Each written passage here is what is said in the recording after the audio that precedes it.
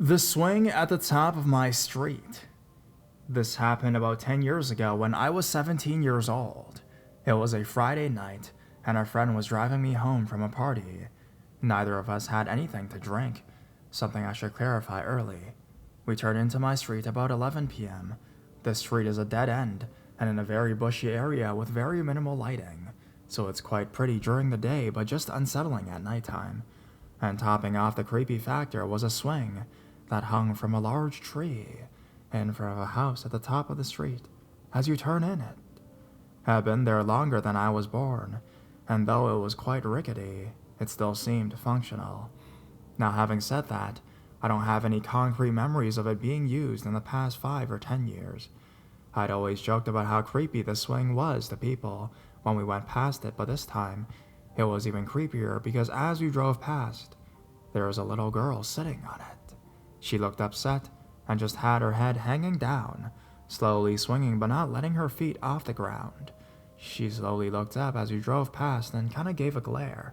She would have been no longer than 8 years old, and as unusual as it was for her to be out this late, my friend and I both assumed she had a fight with her parents and was sulking outside or something like that. And ultimately, we just didn't really care enough or think that it was important at the time. My friend kept driving for another 15 seconds till we reached my house halfway down the street, about 250 meters from the swing. We stopped outside my driveway facing the top of the street, but as often happened, we ended up sitting in the car chatting about school, girls, and all that stuff that felt super deep and meaningful at that age. About 10 minutes into our conversations, we noticed some movement at the top of the street. As the girl got off the swing and walked onto the middle of the road, she turned and started walking towards us. As I mentioned, the street was dimly lit, with only 3 street lamps between her and the car, which meant that for several seconds, while she walked towards us, we couldn't see her, and she would emerge far closer than she had been before she stepped into the darkness. I drew attention to it and joked about how creepy it was, my friend laughing along as well. The ring had only been out a couple years prior, and the fact that she was pale and in a white dress gown just accentuated it, Really, the only difference was her wispy blonde hair. As she emerged into the light of the second closest street lamp, about 100 meters away, the tone definitely changed. As we were both still laughing somewhat, but it was definitely more nervous, and we were whispering, "Oh shit, oh Christ, oh fuck." As she got closer, it was far less funny because somehow, this little girl clearly wasn't a little girl. She was an adult woman, probably in her late 50s, early 60s. It was unmistakably the same person that was on the swing. We'd seen her get up off of it, but it was as if she had aged 50 years as she walked down the street towards us. She was clearly looking in our direction but squinting because of the car's headlights, so she probably couldn't see us directly. The woman was now 20 meters away from us, and I could see her a lot more clearly in the car's headlights. She looked slightly haggard, and the outsides of her eyes were reddish as if she'd been crying or hadn't slept for a very long time. As she drew closer to us with each meter, I couldn't stop thinking this was 100% a little girl 20 minutes ago. What the actual fuck? These were all the thoughts I couldn't verbalize at the time, but it was clear that we were both getting creeped out. She was about 5 meters away. My friend turned the engine off, auto-locked the doors, and turned the headlights off. Continuing to nervously giggle, we slouched into our seats, and the woman scowled in our direction, walking right past the car, mumbling something to herself. After about 5 seconds, we sat upright again, laughing at the situation now that we were more confident it was just creepy and not dangerous. My friend commented she seemed drunk, which I accepted, and we continued to talk for a few minutes, but I was still somewhat unsettled.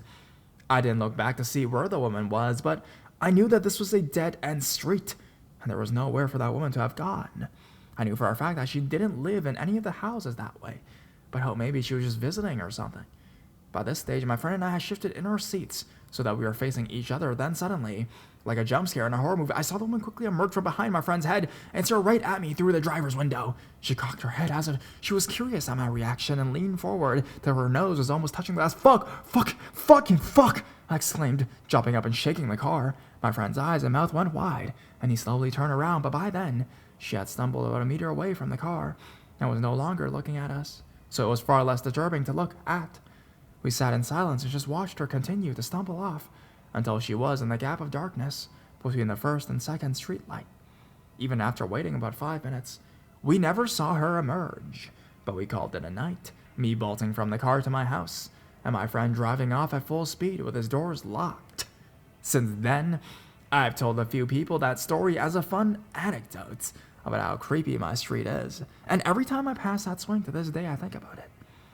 I reconcile that clearly. We just didn't see the woman properly at first. And she wasn't the young 8-year-old we thought she was. But when my friend and I still talk about it, there's an underlying sense of now. We totally did see her. Every time.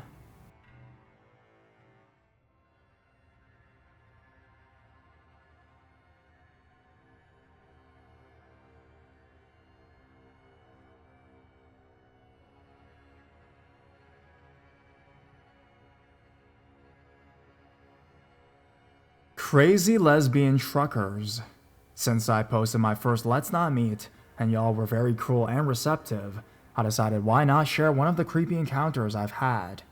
Taking it over with my as of last night fiance, she recommended I start with this story that happened to us last summer.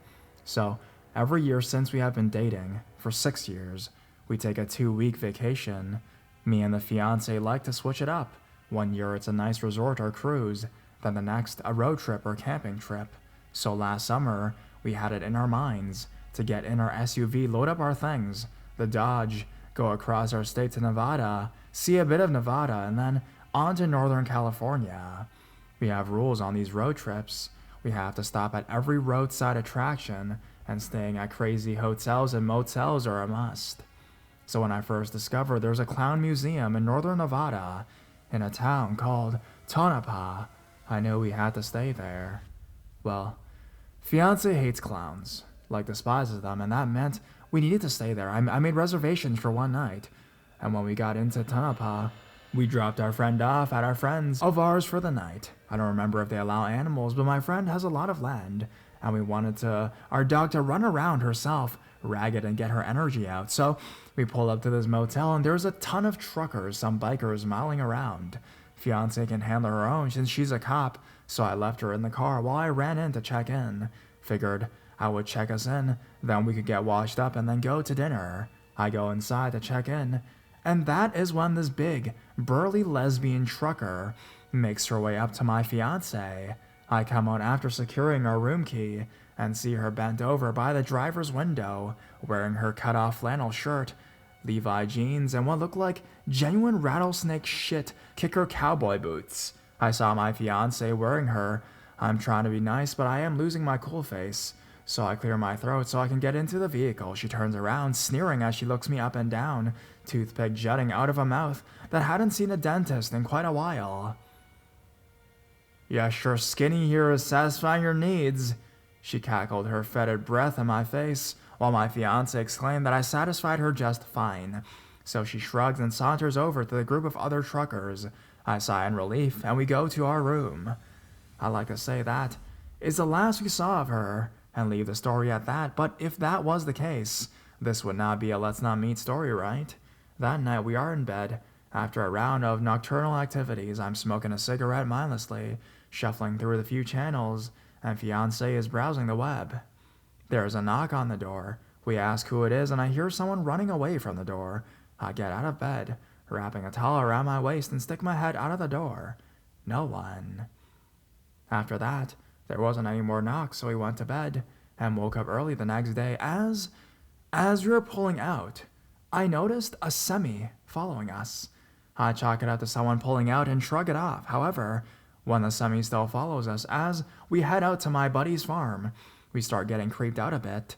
I'm about 3 minutes from turning onto my buddy's driveway. He has lots of land and a long-ass driveway. When the semi gets so close to the back bumper, it's almost pushing us. Fiance pulls out phone to call the police, and I swerve into the driveway and book it up to my buddy's driveway. Meanwhile, the semi stops. The door opens, and 3 truckers get out. 2 big butch lesbians, one being my fiance's admirer and a big dude, easily 450 pounds. Luckily, my buddy is a crazy survivalist, gun enthusiast, and comes running out of his garage with his gun. Fiance and I are seriously freaking out, thinking we're to get in the middle of some crazy gunfights when the truckers quickly get in their truck and leave. We were going to dial the police, but friend assured us that they wouldn't be bothering us anymore. We quickly gathered up our dog, got the heck out of the Dodge. So crazy, lesbian truckers. Let's not meet again. No lesbian truckers were harmed in this retelling. And please, no silly hate notes. I love my LBGTQ brethren and sisters.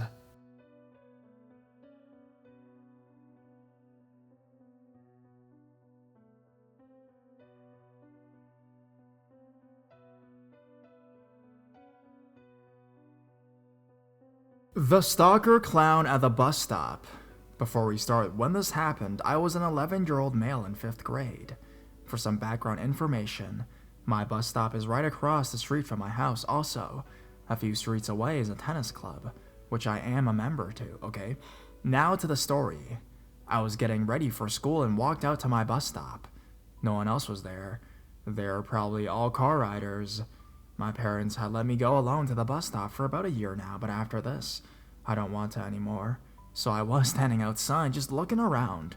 About 100 yards away, I saw something odd, but shook it off. I looked again, and staring at me still 100 yards away was a clown. Head tilted, just plain creepy. I will also mention that he was standing in the direction of the tennis club.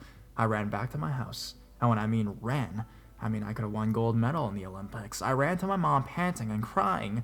When I reached the front porch, I could see it running towards the tennis club. Luckily, she walked out with me and stayed with me. I had tennis lessons after school, and believe me, I did not want to go. I was afraid of clowns, and that they would be at the next tennis court, or around the corner. Tennis was great, except walking out, I saw the same clown at the edge of the woods, next to the outdoor tennis courts. I didn't tell my mom because I knew she would not believe me. Fast forward 2 weeks, on the same day, my mom is taking a walk while I was home alone. I see the clown walking up and down my street, but just the length of my house and side yard, like he was planning something. I just shook it off, though I was honestly scared. About 40 seconds later, I hear a knock, but just one. Then I see the clown walk back out on the road, walk up the hill and disappear. I called my mom about it, and in 5 minutes she was home. I was screaming and crying when she got home. I was happy to see her, but still very scared. I told my principal, and even the school officer got involved, but they found nothing. Later that night, after the knock on the door, I told my dad, but of course he did not believe me. But my mom convinced my dad to believe me. I have never stayed home alone since, and I am very scared too. I told my friends at the bus stop, and we even started a crime watch in the neighborhood. I still walk out without my parents, but only with my friends at the stop. Over the summertime, me and my friends would ride bikes alone in the neighborhood, and I knew I would be safe because first, there were 6 of us, and second, we all knew karate. I had 3 sightings of this clown while riding. Sighting 1 starts when we were riding down the hill, and the clown climbed in my school year sighting. After that, we pushed up the hill. I was the leader, and I counted heads. We had 7. I thought, oh no, but didn't panic. The clown then ran off. We never saw him for 1.5 weeks. Sighting 2 starts when we were riding on my street and saw the clown luckily about 100 yards away on the top of the hill, which looked like jumping jacks. 2 minutes later, he signals for us to come here, but we bolted into my house. We counted heads, and luckily we had 6. We saw him 3 days later. Sighting 3 starts when we were taking a drink break. One of our bikers in the group, Dylan, pointed to the top of the hill. We saw a black van with no license plate, with a clown hat sticking out the window. As you guessed it, it was the clown he was driving to. Very dangerous. We never saw him again, and neither did I. So, creepy clown stalker, let's not meet again.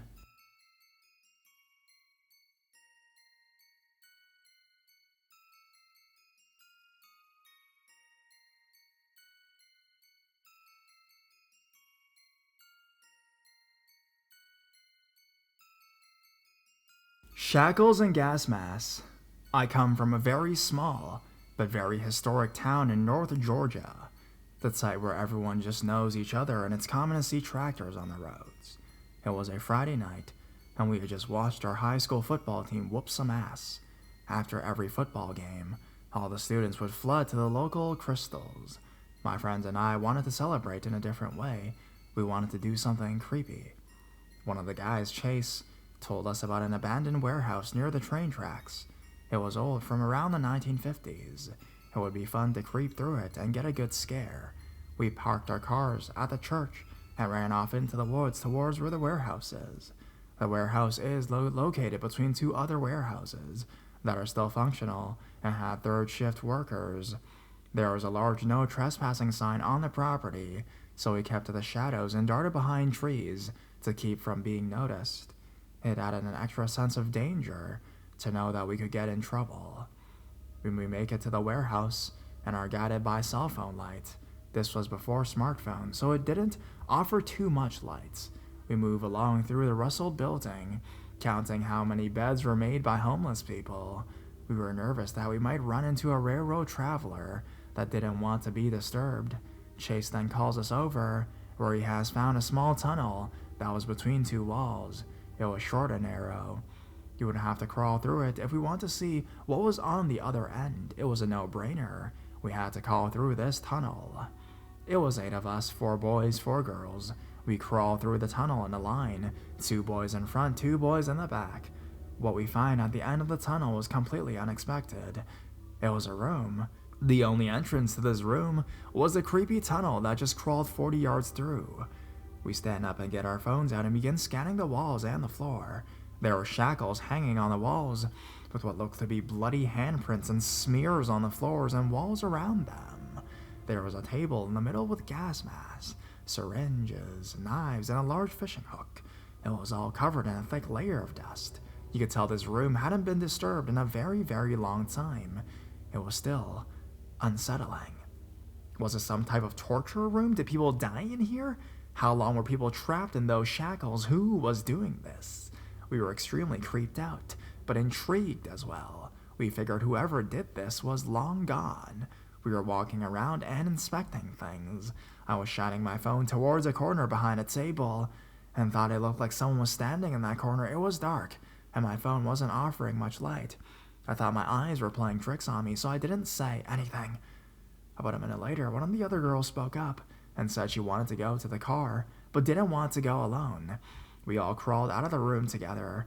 The guys wanted to look around some more, and the girls went to the car. When we got to the car, one of the girls spoke up and said, "Did anyone else see the guy in that room?"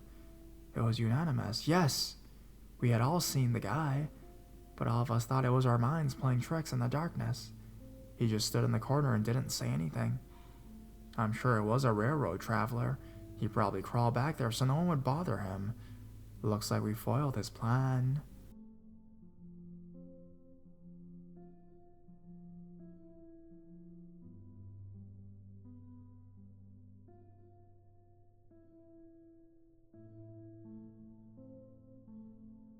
Boris and Natasha attack in the woods.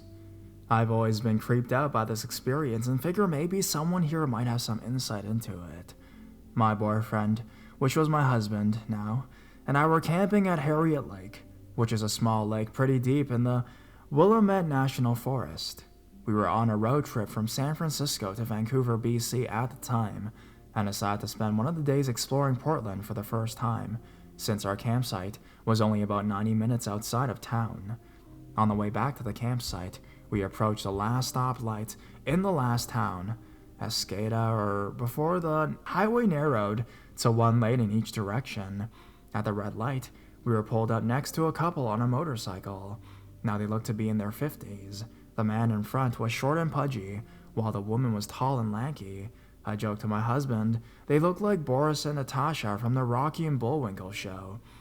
When the light turned green, they looked over at us, took off, cut in front of us, and disappeared pretty quickly down the curvy road ahead. I remember us thinking we had somehow pissed them off because they were driving really aggressively. Soon after, we found ourselves deep in the forest.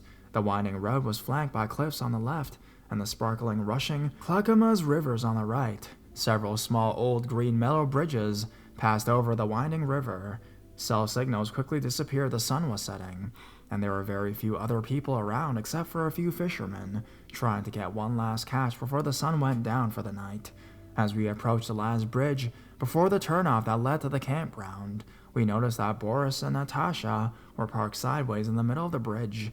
As we got closer to them, we realized that they were staring at us, as if they were waiting for us. I noticed that Natasha was holding something in her hand. Whatever it was producing a fair amount of smoke. I thought maybe we had come across them smoking a cigar or blunt or something. As we slowed down and prepared to pass them on the bridge, I got a closer look at whatever was in her hand and realized that there was way too much smoke coming from it. Right as we were passing them, she tossed the smoking object under our car and they scooted off the bridge, then turned around and looked at us as if they were waiting for something. My boyfriend had the quick thinking to swerve and accelerate out of there, and not a moment too soon, as the object exploded forcefully right after our car cleared it. Boris and Natasha, having failed to accomplish whatever their goal was, disable our car and then rob us, kidnap us, kill us, sped off down a side road. While my boyfriend or husband was furious, I was totally freaked out. I was convinced that they were trying to follow us or had been following us earlier in the day.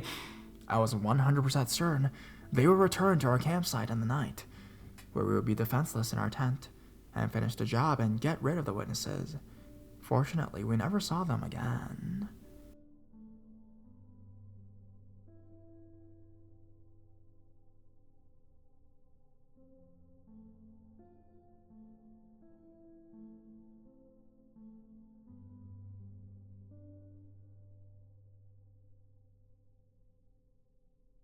Masked man outside of Daiso. So my significant other and I decided we would go see a movie tonight after I got off work. I ended up getting off a bit early, so we went shopping to kill time. Everything is going fine. We smoked a little bit of weed and went into a cool Japanese store called Daiso. We loaded up on foreign snacks and headed back to the car. When we got in, we started busting open the snacks and my fiance said, "Hey, look." And in the parking spot right in front of us was a car full of 4 masked men, 2 in panda masks and 2 in ski masks. They sat there just staring forward, not even blinking. We stared back in a bit of a confused, stone trance before I realized what we were looking at. I got the hell out of there as fast as I could. So, masked men outside of Daiso, whatever your intentions may be, let's not meet.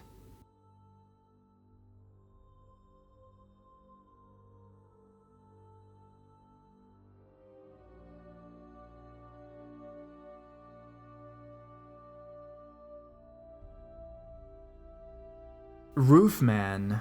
Okay, some context. I'm a 24-year-old guy, and this happened to me about 6 months ago. I live in a rather large apartment complex, one that is very open and social. People are always outside, waving to each other, having drinks and barbecues, stuff like that. It's quite a safe place with people looking out for each other all the time, and if anything happens, everyone is usually in the know. Anyways, I live at the higher part of my building, very close to the roof. In fact, there's a door near my place next to some stairs leading up to it, so it isn't that hard to get up there. I've personally only been up there once before, and after this, I don't plan on going up there alone. It was about 8 at night, and I was on my computer checking my emails, as well as just relaxing and browsing different sites. Well, at that moment, my internet decides to up and shit itself. Now, this is a pretty common, as I use my building's Wi-Fi, and it does this at certain points. This would be okay, but I was reading about 3 important emails and couldn't check the other 2 at the time because I hadn't opened any other tabs. So I decided to head outside, around to another building at a friend's house who I know. They're really nice about letting me use their internet when things like this happen. So I'm getting up to leave my place, and I get out into the hallway when I hear a thump up above on the roof. This didn't surprise me that much, though. I thought it was probably someone up there drinking or hanging out. Sometimes it happens. So I get to the bottom of the building and I'm leaving when I hear a loud rattle from the roof. I look up and I don't see anything. I brush it off as a random person on the roof who fell or something like that, so I continue walking. A few minutes later, I'm near my friend's building and I hear a nearby bush shake. I'm getting a little weirded out at this point, but I dismiss it as a cat or lizard moving around in the bush and just keep walking. I arrive at my friend's place and sit down on the curb near the entrance. I pull up my phone, unlock it, and go to my email, and continue where I left off. A few minutes into reading it, I hear another rattle, like at my building. Only now it's here. I'm getting an increasingly bad feeling about this, but I keep telling myself, it's nothing. About 5 minutes later, I happen to look up at the roof, and get startled for a minute. There's a guy peering down at me, crouching. I figure he's just enjoying the view of the place and just happened to be looking at me for the moment. I shine the light from my phone at him, and I can make out more features. He's wearing tattered pants, a black hoodie, and a mask. One of those white masks you buy at a party store. Only on it, drawn a really large smile. Now, this creeped me the fuck out for a moment, but again, I give myself an excuse to brush it off. I laugh nervously at the guy and just go back to reading. I look up a few minutes later and the guy is sticking his head over even more. I'm starting to get scared now. This is beginning to feel like some kind of horror story. It was just me and this guy out there, and I really didn't know what the fuck he wanted. So I decided to get up and just walk back to my place. I get back with no trouble and start laughing by the time I get there, thinking about how silly I was.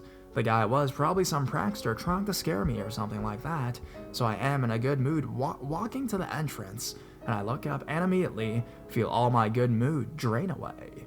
That same fucking guy is there, only now he's on top of the roof in the same creepy manner staring down at me. I figure he must have run over when I left and got on top of the roof before I got there, so I'm standing there frozen for a minute, and this guy tilts his head as if he's wondering what's wrong. I quickly head inside and just try to forget it, going to my place and locking my door. My internet is working now anyways. So later that night, I decide to go to sleep and I lay in bed for a while. Finally, I start getting sleepy and shut my eyes. A little while later, I hear tapping on my window near my balcony, so I get up to investigate the noise. I go to my balcony's glass door, pull back the curtain, and immediately scream. The guy, who I'll call the roofman for obvious reasons, is fucking hanging from the roof, staring at me upside down. He tilts his head and I'm standing there frozen, wondering where the fuck this psychopath came from. What he does next frightens me more. He climbs down onto my balcony and knocks on my glass door, like he wants in. When I don't comply, he starts banging lightly. This process escalates until he rams into the glass, full force cracking it. By this time, I'm scrambling up and unlocking my door to get the fuck out of there. I open the door and go out quickly as I hear the glass shatter. I shut the door and run down the hall and bang on a neighbor's door. I hear my neighbor come to answer and look back at my place down the hall and see my door open and the roofman peeks out. At this moment, my neighbor answers and looks at me worried. I point down the hall and he looks. The roofman is standing there staring us down. He suddenly breaks into a sprint, running at us crazily. My neighbor pulls me into his place quickly and closes the door. A couple seconds after, we feel loud banging at the door, much louder than my banging earlier. We look out at the people and see he's relentlessly ramming the door. The door holds up though, and after a while, he gives up and runs off. We call the cops, and they search the complex for him, but he wasn't there. I don't know what scares me more, the horrific night, or knowing he's still out there, and he could do that to me again, or potentially someone else. My neighbor kindly allowed me to stay at his place for a while, saying he understood that if something like that happened again, he'd have my back. I can't thank him enough. So now here I sit, still in my neighbor's place, relaxing and watching TV. I haven't seen the sociopath since that night 6 months ago, thank God. So, roofman, let's not meet again.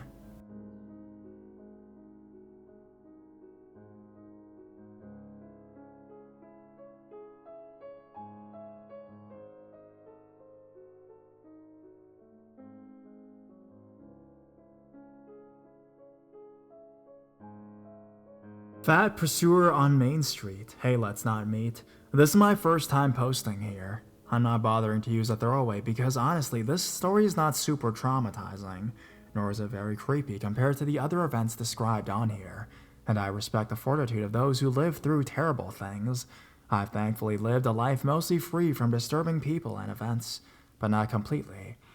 The following is something that almost happened to me, and I haven't told anyone, not because I was afraid or something, but merely because I've never had an excuse to tell it until I found this subreddit. I was going through middle school at the time, about 12 years old. My mom would drive me there each morning.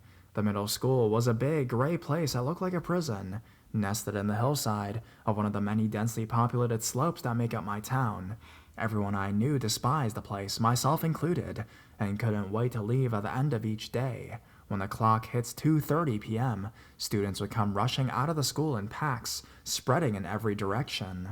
I walked home because my mom was busy with work at the time every day. I was not a very social person during the time in my life. While other kids left with their friends to go hang out, I would walk home alone.